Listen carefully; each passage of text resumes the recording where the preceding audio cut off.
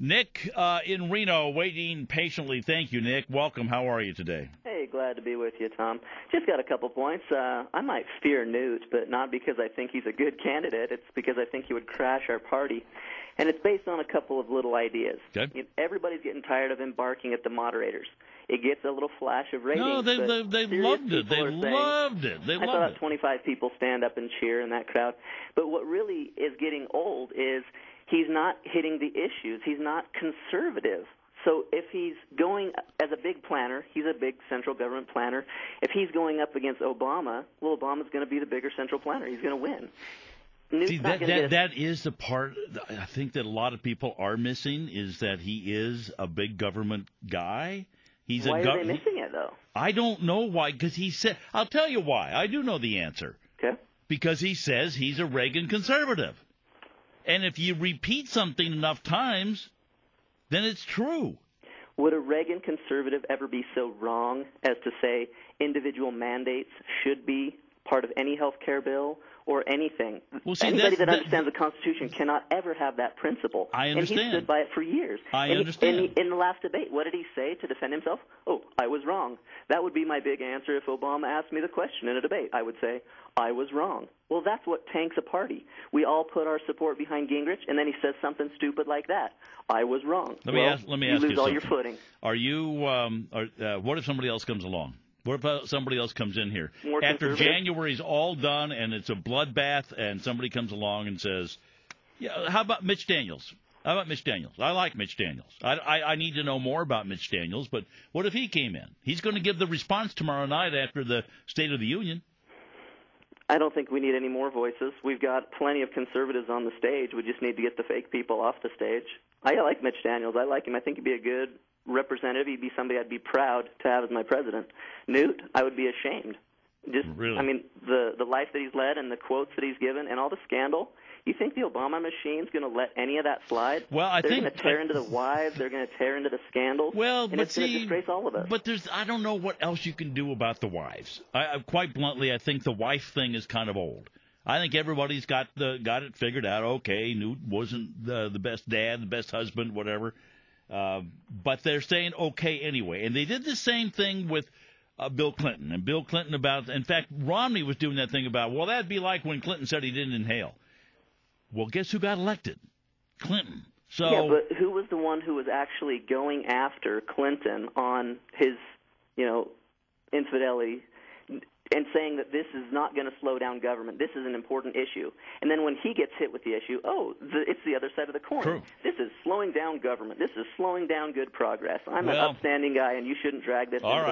All right. So who do you want?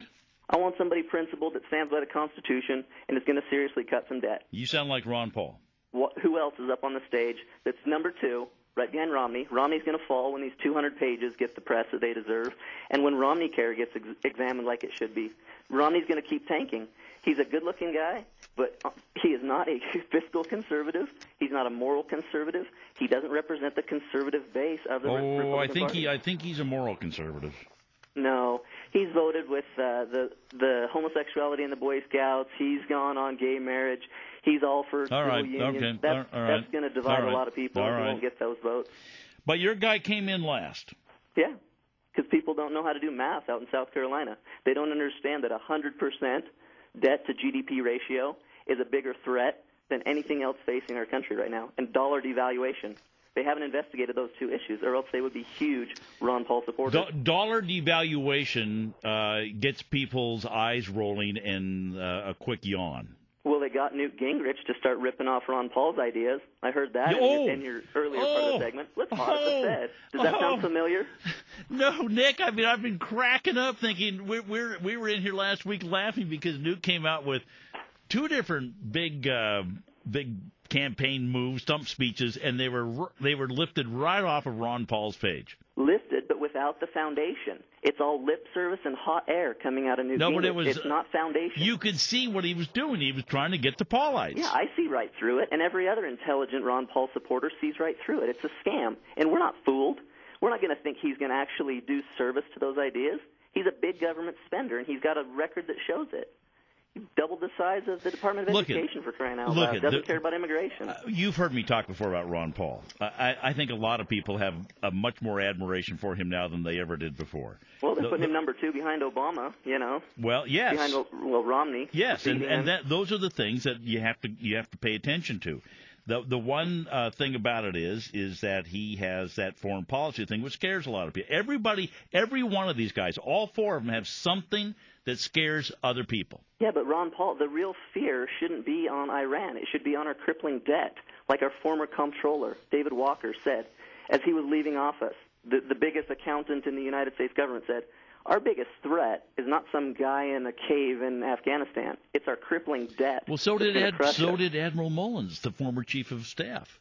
Said the same thing. The biggest threat facing our nation is our debt. So let's quit hyping up these wars. Let's prioritize the problems and say, cut the spending, then you do your tax code, and then you deal with whatever you can with the income that's in. You don't just keep borrowing money or inflating it. Yeah. Who else talks about the inflation tax? Only Ron Paul talks about the inflation tax. I got it, but and a lot of people get it, but not enough to make him a winner. This is why I call into your show, to make people at least look up, Google the inflation tax, where it comes from, what it goes to pay, and who's actually there to stop the inflation tax. Ron Paul's the only candidate that's on that issue for a reason. The other part, I'm look at. I don't know how to say this delicately. A lot of people really do glaze over on this stuff. You know that, Nick. They shouldn't. This is our country. I know they shouldn't, but they do. This is not a soap opera. This is, but you live in a nation where People magazine outsells any news magazine. Fantastic, but at least when we're political, can't we stick to the issues? Not stop talking about weight and haircuts and suits. Let's talk about the issues. Let's talk about how tall is Ron Paul? That's all I want to know. He's getting shorter. Everybody's getting shorter as we dehydrate. But he's talking about bringing resources home to our borders where they belong. There's no question about it. He's consistent. That's what I want. I don't want a liability up there debating Obama. I want my solid foundation, Ron Paul, debating Obama on the issues.